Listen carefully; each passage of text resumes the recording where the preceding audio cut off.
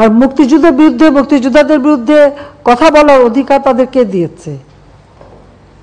যে মুক্তিযোদ্ধা বললো, আমি তার সাথে সম্পূর্ণ একমত যে তারা জীবনে কষ্ট করেছে, কিন্তু দুর্ভাগ্যের বিষয় ৭৫-১৫ আগস্টের জাতির পিতাকে হত্যার পর এমন একটা সময় গেছে যে মুক্তিযোদ্ধা বলতে পারেনি যে আমি মুক্তিযুদ্ধ করি, কারণ হাজার হাজার অফিসার সৈনিকদের জিয়ারন মেরে সাফ করে দিয়েছে। আবার তাদের মাথায় মানে কিছু কিছু পকেট করে নিয়ে তাদেরকে খুব তেল দিয়েছে, কিন্তু আসলে তো মুক্তিযুদ্ধের চিন্তা চেতনা সব কিছু তো মুছে ফেলে দিয়েছিল। মনে হলো যে পাকিস্তানের আবার প্রদেশ হয়ে গেছি আমরা, সেই জায়গায় নিয়ে যাচ্ছিল। সেখান থেকে বাংলাদেশ ফিরে এসেছে, জয় বাংলা স্লোগান ফিরে এসেছে, ৭ই মার্চের ভাষণ ফিরে এসেছে। মুক্তিযুদ্ধের এখন ভালো লাগে না, মুক্তিযুদ্ধের কথা শুনলে তাদের মানে গায়ে জ্বর আসে।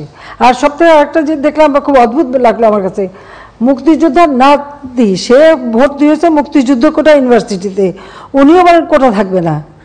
তো বেটা তুই তাহলে পদে চলে আয়, পড়াশোনার দরকার নাই। হ্যাঁ, ও বলতে হচ্ছে তুই চলে আয়, তোর পড়াশোনার দরকারটা কি?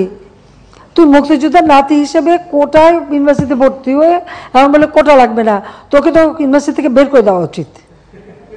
হ্যাঁ, ওকে ওই ইউনিভার্সিটি থেকে বের করে দেওয়া উচিত যে কোটা নাই, তোর পড়া নাই, যা বাড়ি যে বসে থাক। যদি লজ্জা থাকতো তাহলে আগে ইউনিভার্সিটির থেকে পড়াশোনা বন্ধ করে দিয়ে এসে তারপর বলুক যে কোটা লাগবে না। বিচিত্র এই দেশ,